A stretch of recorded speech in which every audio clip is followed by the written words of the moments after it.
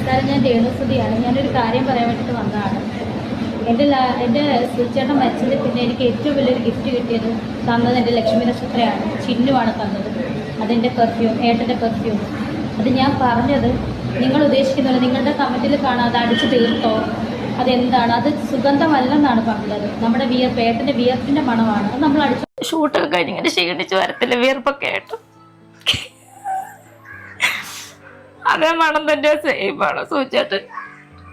ഒത്തിരി ഓവറായിട്ട് ഷൂട്ട് കഴിഞ്ഞു. എല്ലാവർക്കും നമസ്കാരം. വീഡിയോ ആദ്യമായി കാണുന്ന ചാനൽ സബ്സ്ക്രൈബ് ചെയ്യാനും വീഡിയോ ലൈക്ക് ചെയ്യാനും മറക്കണ്ട. നിങ്ങളുടെ അഭിപ്രായം ഉറപ്പായിട്ട് കമന്റ് ചെയ്യുക. അത് നെഗറ്റീവ് ആയിക്കോട്ടെ പോസിറ്റീവ് ആയിക്കോട്ടെ, ഈ ഒരു വിഷയവുമായി റിലേറ്റ് ചെയ്തിട്ട് നിങ്ങളുടെ അഭിപ്രായം ഉറപ്പായിട്ട് താഴെ കമന്റ് ചെയ്യുക. അതുപോലെ മാക്സിമം ഈ വീഡിയോ കാണാൻ ശ്രമിക്കുക. ഇതിന്റെ അകത്ത് കുറച്ച് കാര്യങ്ങളുണ്ട്, കുറച്ച് വീഡിയോ ക്ലിപ്സും ഉണ്ട്. എന്തായാലും നിങ്ങൾ മൊത്തത്തിൽ കാണാൻ ശ്രമിക്കുക. ലേറ്റസ്റ്റ് ആയിട്ട് രേണുസുതിയുമായി ബന്ധപ്പെട്ടിട്ട് ഒരു കോൺട്രവേഴ്സി ഉണ്ടായിട്ടുണ്ട്.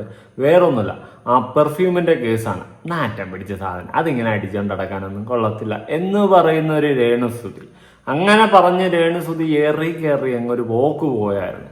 ഏറി കയറി പോയി കഴിഞ്ഞാൽ നെഗറ്റിവിറ്റി ബാ ബാ ബാ എന്ന് പറഞ്ഞ് വിളിച്ചു വരുത്തുന്ന രേണുസുതിക്ക് ഇപ്പൊ നെഗറ്റീവ് വേണ്ടപ്പം മുട്ടിടിക്കാൻ തുടങ്ങി. എന്താ, ആൾക്കാർ ഊരത്തെറി വിളി. ആ രീതിയിലായപ്പോ അങ്ങോട്ട് മുട്ടിടിക്കലും വേർക്കലും ഒക്കെ ഒന്ന് തുടങ്ങിയിട്ടുണ്ട്. അല്ലെങ്കിൽ നെഗറ്റിവിറ്റി വാ വാ സൈക്കോയാണ് ഞാൻ എന്നൊക്കെ പറഞ്ഞുകൊണ്ടിരുന്ന രേണുവിന് ഇപ്പൊ പറ്റുന്നില്ല. എന്തായാലും കൈയും കാലും പറക്കാൻ തുടങ്ങിയിട്ടുണ്ട്. ഒരു എക്സ്പ്ലനേഷൻ സ്റ്റോറി ആയിട്ട് ഇട്ടിട്ടുണ്ട്, കണ്ടുനോക്കാം. നമസ്കാരം. ഞാൻ രേണുസുതിയാണ്. ഞാനൊരു കാര്യം പറയാൻ വേണ്ടിയിട്ട് വന്നതാണ്. എൻ്റെ സുചേട്ടൻ മരിച്ചത് പിന്നെ എനിക്ക് ഏറ്റവും വലിയൊരു ഗിഫ്റ്റ് കിട്ടിയത് തന്നത് എൻ്റെ ലക്ഷ്മി നക്ഷത്രയാണ്. ചിന്നുവാണ് തന്നത്. അതെൻ്റെ പെർഫ്യൂം, ഏട്ടൻ്റെ പെർഫ്യൂം.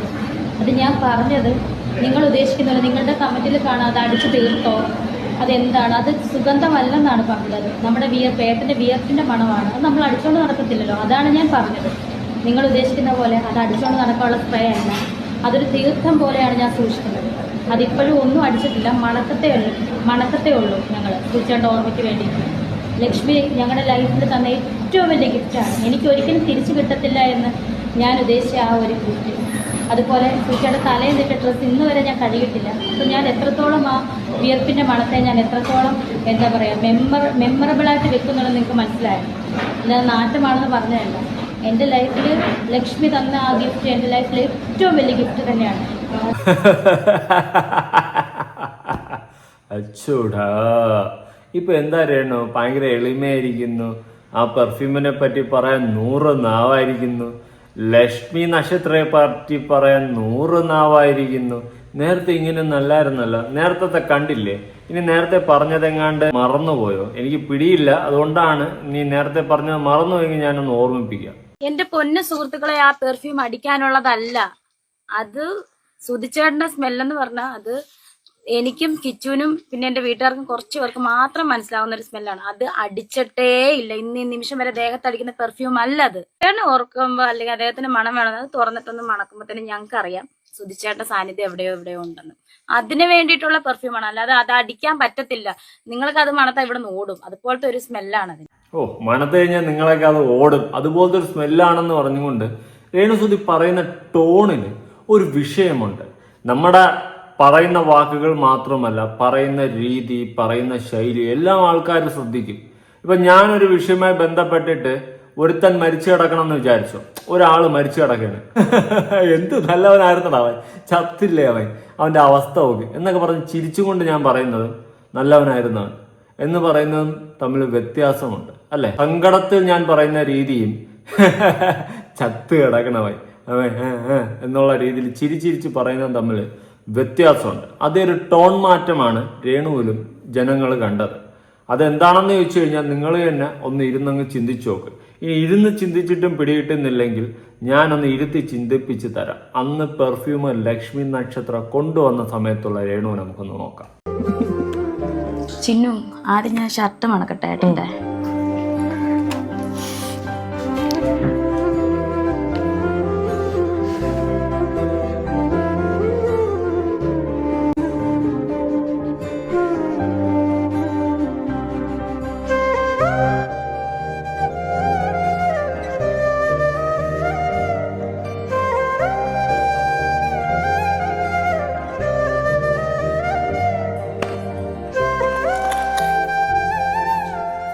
തുറന്നോട്ടെ.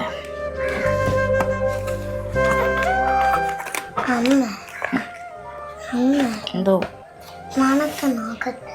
നോക്ക് യൂസഫ് ഭായ് അമ്മ ഇങ്ങനെ കൈവരിച്ചാൽ കുറച്ച് കഴിയട്ടെ, മണം എനിക്ക് തരാം. മണക്കട്ടെ.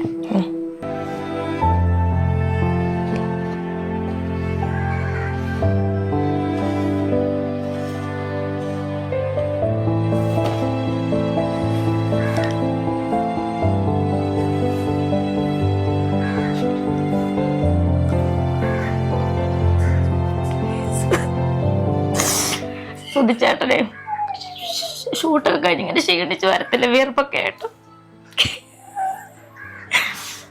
അതേ മണം തന്നെ സെയിം ആണ് സുധിച്ചേട്ടൻ.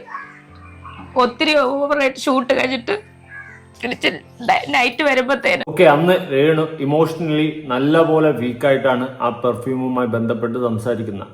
അന്ന് മണം എന്ന് പറഞ്ഞ സാധനമാണ്. ഇന്ന് നിങ്ങൾ ഇതൊക്കെ മണത്ത് നോക്കിക്കഴിഞ്ഞാൽ ആ സ്മെല്ല് അടിച്ചു കഴിഞ്ഞാൽ ലോഡും നാറ്റമാക്കി. നിങ്ങൾ ഒരു കാര്യം മനസ്സിലാക്കുക, നിങ്ങളുടെ ടോണിലും ആ ഒരു ഫിസിക്കൽ അപ്പിയറൻസിലും എല്ലാം ചേഞ്ച് ഉണ്ട്. അത് ചിലപ്പം അഹങ്കാരത്തിന്റെ ആയിരിക്കാം, അല്ലെങ്കിൽ ഞാൻ എന്തോ വലിയ സംഭവമായെന്നുള്ള ചിന്തയായിരിക്കാം, വാട്ട് എവർ. പക്ഷേ അന്നത്തെ രേണുവും ഇന്നത്തെ രേണുവും തമ്മിൽ ഒരുപാട് വ്യത്യാസമുണ്ട്. എന്നും നിങ്ങൾ കരഞ്ഞുകൊണ്ടിരിക്കണം എന്നൊന്നും ഞാൻ പറയത്തില്ല. ഇപ്പൊ എനിക്ക് വേണ്ടപ്പെട്ട ഒരാൾ മരണപ്പെട്ടു പോയി കഴിഞ്ഞാൽ എനിക്ക് വിഷമം കാണും. പക്ഷെ ഞാൻ അതും മറന്ന് ഞാൻ മൂവ് ഓൺ ആവും. ഞാൻ ചിരിക്കും, കളിക്കും, സന്തോഷിക്കും. എൻ്റെ ലൈഫിൽ ഓരോരോ കാര്യങ്ങളോട്ട് ഞാൻ മുന്നോട്ട് പോകും. പക്ഷെ ഏതെങ്കിലും ഒരു ടൈമിൽ ആ വ്യക്തിയെക്കുറിച്ച് ആരെങ്കിലും ചോദിക്കുകയോ അല്ലെങ്കിൽ ആ വ്യക്തിയെക്കുറിച്ച് ഞാൻ എന്തെങ്കിലും ഒന്ന് ഓർക്കുകയോ ചെയ്തു കഴിഞ്ഞാൽ ഞാൻ ഇമോഷണലി വീക്കാവും. എനിക്ക് അത്ര വേണ്ടപ്പെട്ട ഒരാളായിരുന്നെങ്കിൽ ഞാൻ ഇമോഷണലി വീക്കാവെന്ന് വെച്ച് കഴിഞ്ഞാൽ പ്രത്യേകിച്ച് ആ വ്യക്തിയുടെ എന്തെങ്കിലും ഒരു അപ്പിയറൻസോ എന്തെങ്കിലും സാധനങ്ങളോ എൻ്റെ കയ്യിൽ വന്ന ആ ഓർമ്മകളിലേക്ക് ഞാൻ കടന്നു പോയി കഴിഞ്ഞാൽ ഉറപ്പായിട്ടും ഞാൻ വിഷമിക്കും.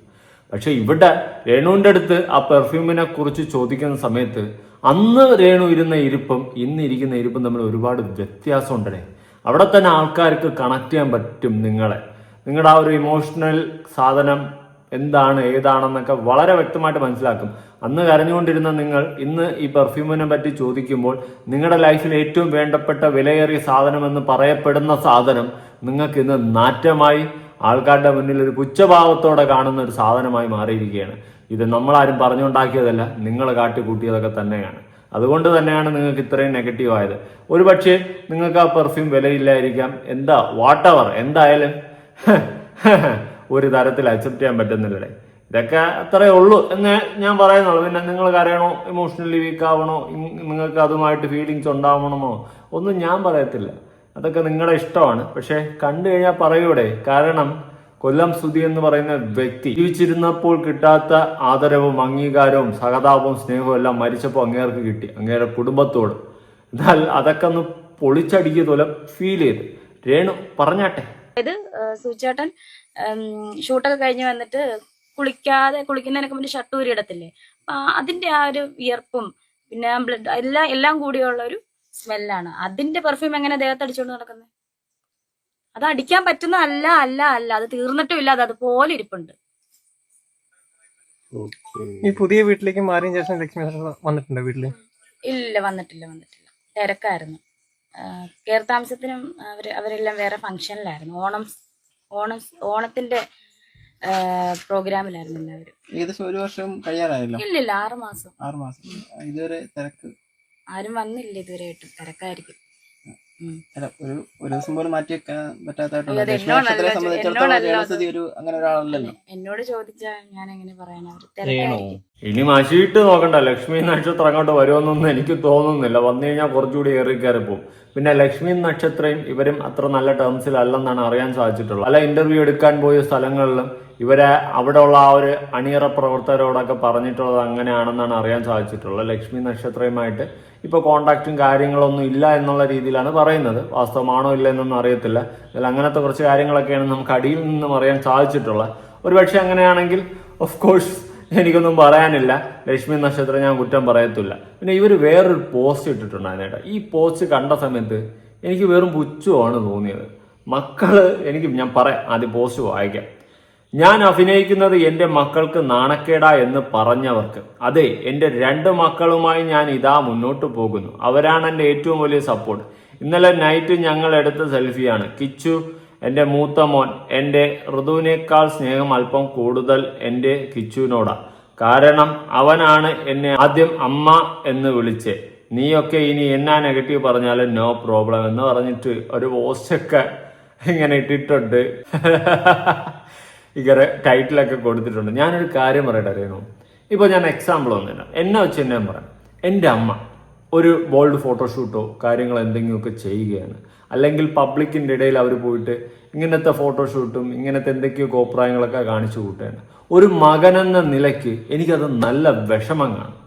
എനിക്ക് നല്ല വിഷമം കാണും. ചിലപ്പോൾ ഞാനത് അമ്മയുടെ അടുത്ത് ഓപ്പണായിട്ട് പറയും, എനിക്ക് നിങ്ങൾ ഈ ചെയ്യുന്ന ഇതൊക്കെ കാരണം നാണക്കേട പുറത്തിറങ്ങി നടക്കാൻ പറ്റുന്നില്ല. അല്ലെങ്കിൽ മറിച്ച് ഞാൻ ചിലപ്പോൾ ഉള്ളിൽ ഒതുക്കി വെച്ചിട്ട് അമ്മയുടെ ഇഷ്ടത്തിന് ജീവിച്ചോ, അടിപൊളിയായിട്ട് സൂപ്പറാണ് എന്ന് പറഞ്ഞ് എനിക്ക് ഇഷ്ടമില്ലെങ്കിലും താല്പര്യമില്ലെങ്കിലും മുഖം മറച്ച് പറയാൻ മടിച്ച് ഞാൻ അങ്ങനെ പറയും. എനിക്കിവിടെ രേണുവിൻ്റെ മക്കളെ ഒരു എക്സ്പ്രഷനും അല്ലെങ്കിൽ സിറ്റുവേഷനും ഞാൻ ആലോചിക്കുന്നതെന്ന് വെച്ച് കഴിഞ്ഞാൽ ചിലപ്പോൾ മുഖം മറച്ച് പറയാനുള്ള മടിയായിരിക്കാം. പ്രത്യേകിച്ച് കിച്ചു എന്ന് പറയുന്ന പയ്യൻ നിങ്ങൾ പ്രസവിച്ച മകനല്ല, സുധിയുടെ ആദ്യ ഭാര്യയിലുള്ള മകനാണ്. അതുകൊണ്ട് ചിലപ്പോൾ അവന് മടി കാണും ഓപ്പണായിട്ട് പറയാൻ. ഇനി ഒരു പക്ഷേ അവന് നിങ്ങൾ എന്തെങ്കിലും ചെയ്യുന്നത് ഇൻട്രസ്റ്റ് ആണെങ്കിൽ ഓക്കെ ഫൈൻ. നമ്മൾ സ്വയമേ മനസ്സിലാക്കേണ്ട ഒരു കാര്യമുണ്ട്. അതെന്താണെന്ന് വെച്ച് കഴിഞ്ഞാൽ ഇപ്പോൾ എൻ്റെ അമ്മ എന്നെ വളർത്തി ഒരു ലെവലിലാക്കി ഒരു സെറ്റപ്പൊക്കെ ആക്കിയിട്ട് അവരവരുടെ ഇഷ്ടത്തിന് തോന്നിവാസത്തിന് അഴിഞ്ഞാടി നടന്നു കഴിഞ്ഞാൽ അത് എന്നെ ബാധിക്കും എന്നുള്ള കാര്യം സ്വയമേ അവർ ചിന്തിക്കണം. ഏത് പിടികിട്ടി കാണോ?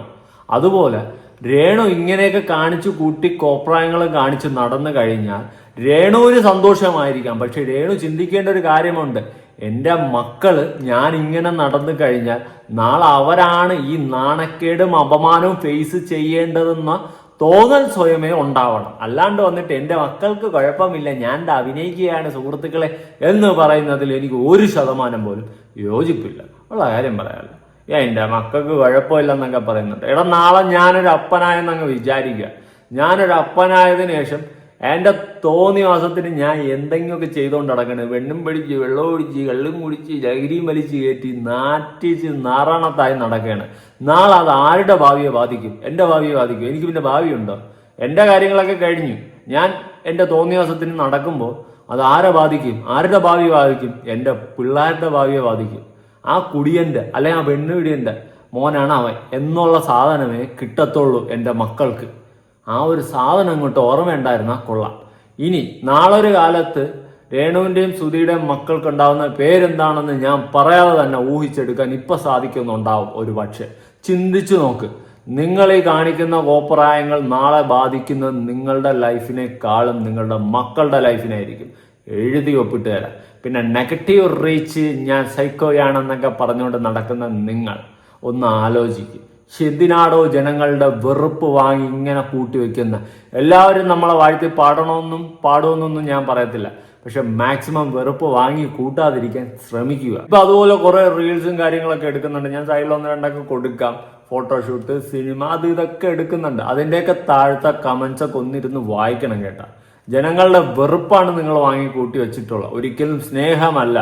അത് സ്വയമേ മനസ്സിലാക്കിയ നിങ്ങൾക്ക് കൊള്ളാം. എനിക്ക് നിങ്ങളടുത്ത് കൂടുതലൊന്നും പറയാനില്ല. ഞാൻ പറഞ്ഞിട്ട് നിങ്ങൾ നന്നാവാനും പോകുന്നില്ല. നിങ്ങളെ തോന്നിവാസത്തിന് നടക്കും. പക്ഷെ നാളെ ഒരു കാലത്ത് നിങ്ങൾ ഇതെല്ലാം കണ്ടും കേട്ടും ഇരുന്ന് റിഗ്രറ്റ് ചെയ്യുന്ന ഒരു കാലം ഉണ്ടാകും. അത് അധികം അങ്ങോട്ട് പോകുന്നൊന്നും തോന്നുന്നില്ല. നമ്മളൊക്കെ പറഞ്ഞു കഴിഞ്ഞാൽ ഓഹോ നീയൊക്കെ ഇരുന്ന് കൊണയടിച്ച് പൈസ ഉണ്ടാക്കല്ലേടാ എന്നേ പറയത്തുള്ളൂ. അതും ഇപ്പോഴത്തെ കമന്റ് ബോക്സിലും വരുന്നുണ്ട്. ഇവിടെ പൈസ ഉണ്ടാക്കുന്നുണ്ട്. പക്ഷെ പറയുന്ന കാര്യങ്ങൾ ശരിയാണോ അല്ലെന്ന് ഒന്ന് ഇരുന്ന് ചിന്തിക്ക്, ഈ പറയുന്നവരുൾപ്പെടെ കേട്ടോ. അതുകൊണ്ട് കൂടുതലൊന്നും എനിക്കിതിലൊന്നും പറയാനില്ല. എന്തായാലും നടക്കുന്നതൊക്കെ നല്ല അടിപൊളി പരിപാടിയാണ്. ഇനിയും കണ്ടാൽ ഞാൻ പറയും, വിമർശിക്കേണ്ട സ്ഥലത്ത് വിമർശിക്കുക തന്നെ ചെയ്യും. അതിന് തന്നെയാണ് ഈ ചാനൽ ഞാൻ തുറന്നു വെച്ചിട്ടുള്ളത്. നിങ്ങളുടെ അഭിപ്രായങ്ങളും കാര്യങ്ങളും ഉറപ്പായിട്ട് താഴെ പുതിയ വീഡിയോ ആയിട്ടാണ്.